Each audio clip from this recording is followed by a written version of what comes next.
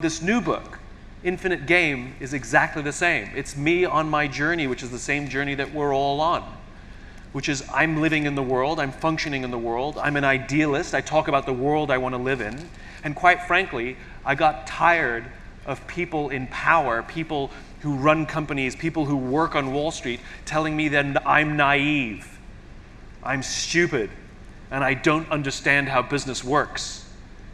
And when I discovered this little book called Finite and Infinite Games by James Carsey, that was written in 1986, it gave me a whole new perspective on how the world actually works.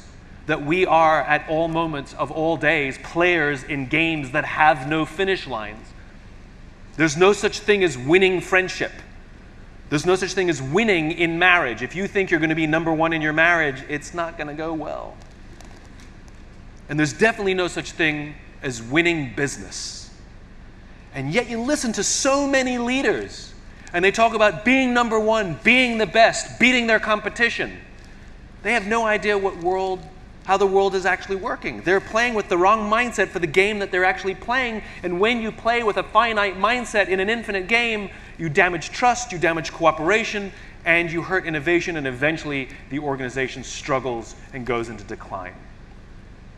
For me, this little idea, the reason I wanted to write about it, is this is a world is flat moment. All that discomfort that so many of us have at work, and we're told by the powers that be and those that work in finance that we're the naive ones, yet we're still uncomfortable with the way these things are going. This is the world is flat moment, as I said. It turns out that they don't understand how business works, and we're onto something. And I wrote this book for two reasons. It wasn't to convince or convert anybody. It was a rallying cry to anyone who thinks that the way that we're conducting business these days, the kind of form of capitalism that we've built, that there's something wrong with it. I can't quite put my finger on it, but it feels uncomfortable. And it was also to show us what finite-mindedness looks like, so we can recognize finite-minded companies and finite-minded leaders so we can avoid working for them. This is like a little manifesto of the world that could be, and I hope it's one more step to advancing to this world in which we can wake up inspired, feel safe, and return home fulfilled.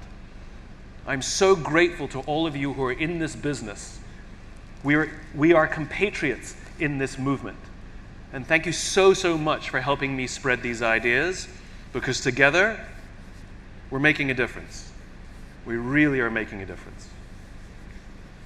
Thank you very much.